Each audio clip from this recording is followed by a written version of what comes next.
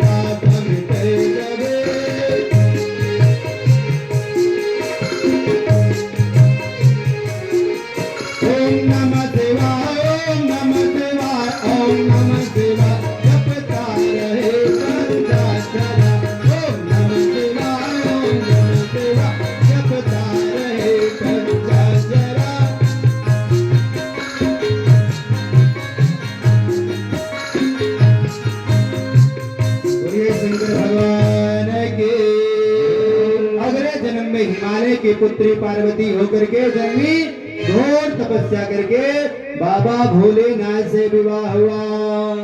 हमारी भगवान भोलेनाथ इनको जो प्रेम से श्रद्धा से पुष्प धूप दीप जो भी बन पड़ता है यदि चढ़ाता है तो जीवन भर माला माल हो जाता है।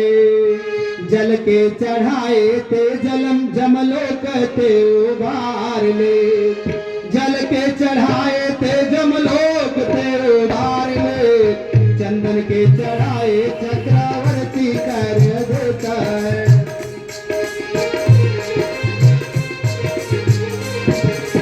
ये जल के चढ़ाए ते जमलोक ते उबार ले, चंदन के चढ़ाए चक्रवर्ती कर देता है।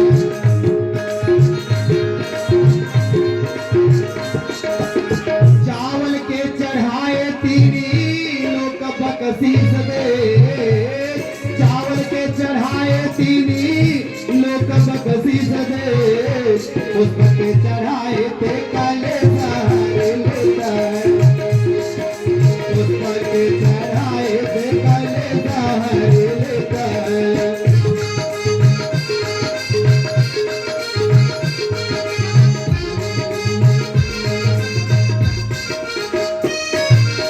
बेल पत्र के चढ़ाए ते अपन जन करिले,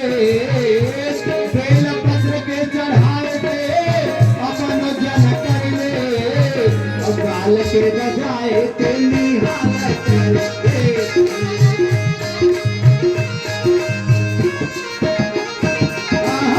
ढोल के बजाए ते निहाल कर देता है।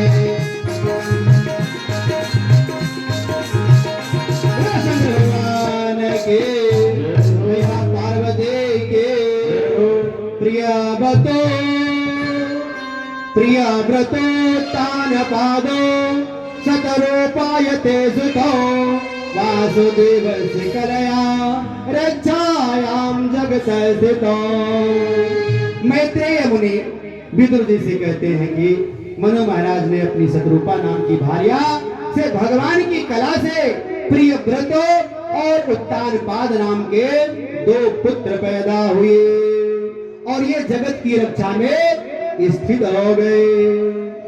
जाए उत्तानपादस्य सुनीतिः सुरुचिस्त्रयो सुरुचे प्रेयसे प्रत्यो नेत्राय सुतो ध्रुवः।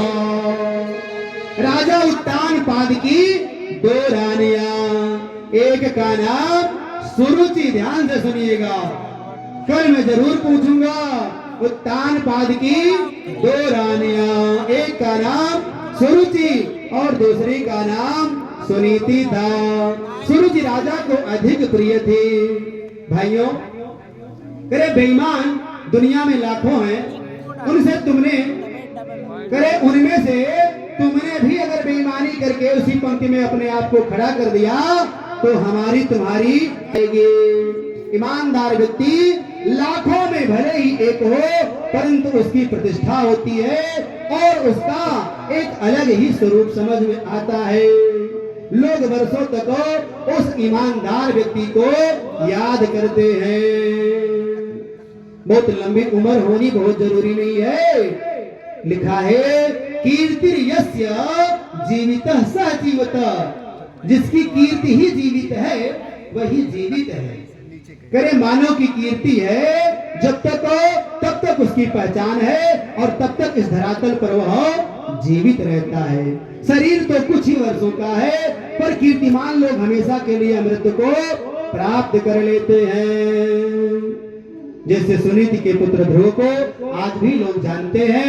उत्तर दिशा में विवाह के समय पंडित जी महाराज जब 7 वचन कहवाते हैं, पुत्र की तरफ से बोलते हैं, कहते हैं उत्तर की तरफ बेटा देख लो, यह ध्रुव तारा भी स्थिर हो करके तुम्हारे विवाह की साक्षी दे रहा है।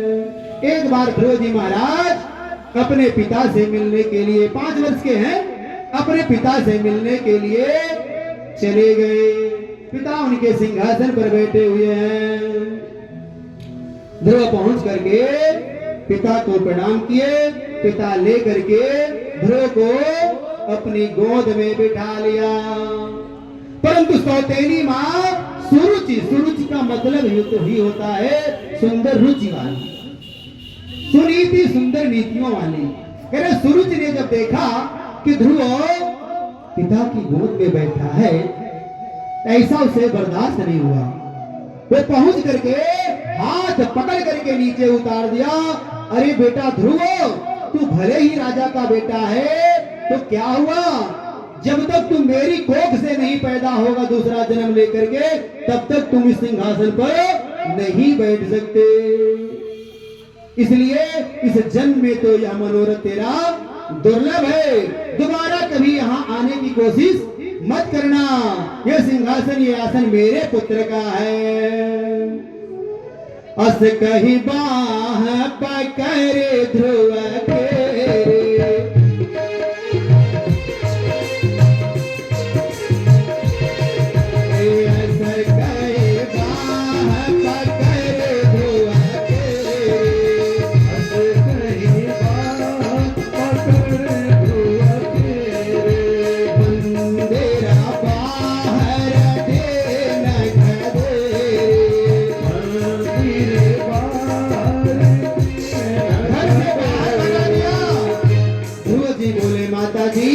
केवल मैं इसलिए नहीं बैठ सकता कि आपकी कोख से मैं नहीं पैदा हुआ।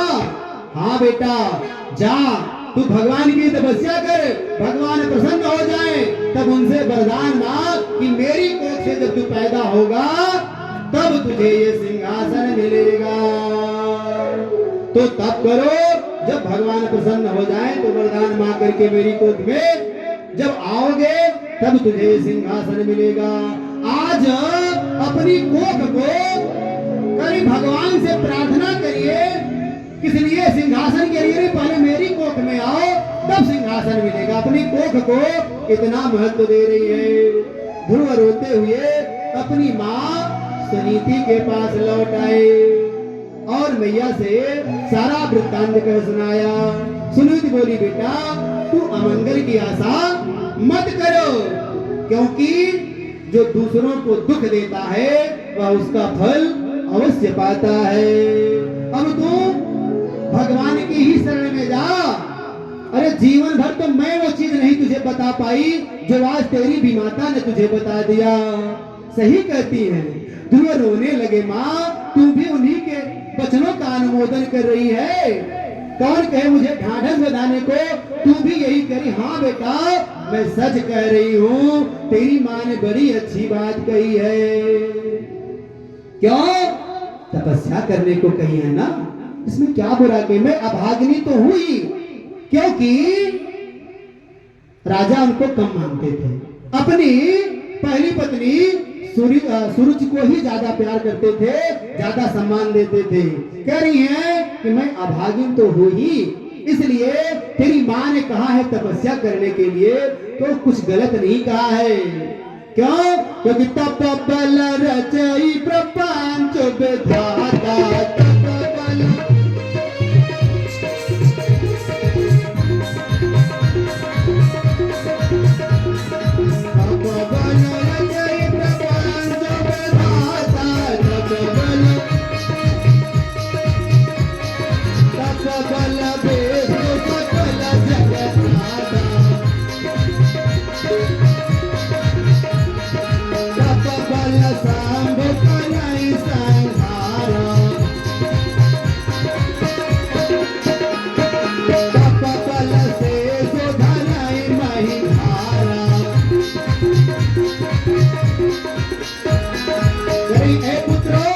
भगवान कमल नयन के सिवाय तुम्हारे दुख को दूर करने वाला और कोई नहीं है।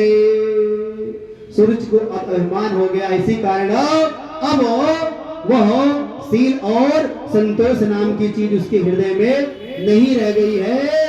कहा गया है ज्ञान गरीबी गुण धर्म और नरम बचन निर्मेश, तुलसी कबहु न छाड़िए सत्यशील संतोष। कबीरा नौका काट के और खड़ी बिरानी धार, केवट सो परिचय नहीं कैसे उतरे पार, कैसे उतरे पार।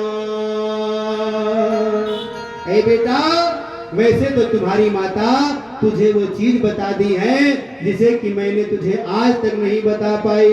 तो तब करो, ईश्वर जब प्रसन्न होंगे तो तुम्हारी सारी मनोकामना स्वतः पूर्ण हो जाएगी।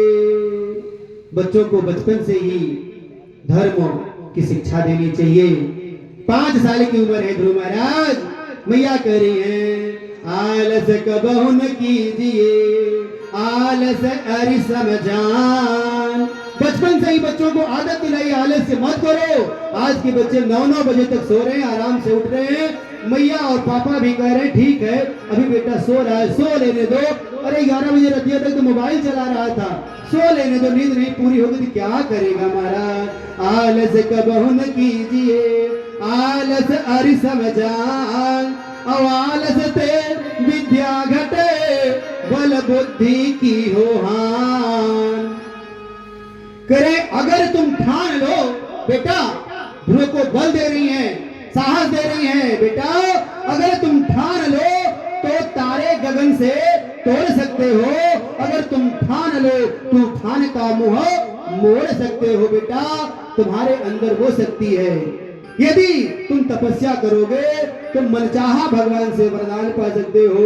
ध्रुव माता की बातों को मान करके मैया का प्रणाम करते हैं और माँ की आज्ञा लेकर के जंगल की तरफ निकल जाते हैं तपस्या करने के लिए। घर में पता चला कि ध्रुव जी चले गए जंगल में, सभी लोग ढूंढना शुरू कर दिए। पिताजी भी दौड़ते दौड़ते पीछा कर रहे हैं, ध्रुव कहाँ चला, बेटा लौटा, बेटा लौटा। बहुत प्रकार से पिताजी मनाने लगे। ध्रुव जी बोले, पिताजी अब मैं लौटने वाला नहीं हूँ। क्यों? माता ने जब गोद से, अभी आपके गोद में मैं बैठा था और मैया ने खींच कर उतार दिया। माता ने जब गोद से और तीनों मोही उतार, और तब ही क्यों न संभारे मोह करत अब हार, तब ही क्यों न संभारे करे हैं। अब तो ध्रुव का मेरा एक संकल्प, दर्शन ही एकमात्र विकल्प है। मेरा लक्ष्य है कि जब तक हरि के दर्शन न पाइयो तब तक आकर के मुंह न दिखाइयो पिताजी, अब मैं वापस आने वाला नहीं हूँ। ध्रुव सब कुछ छोड़ करो भगवान की प्राप्ति करने के लिए निकल गए। ईश्वर की प्रेरणा से नारद जी ध्रुव के पास आकर के बोले, बेटा ध्रुव तुम किसके पुत्र हो और इस निर्जन वन में कहाँ जा रहे हो अकेले? ध्रुव ने सारा वृत्तांत कर सुनाया। नारद जी बोले, ए बालको, जंगल में जंगली जानवर तुझे खा ले जाएंगे।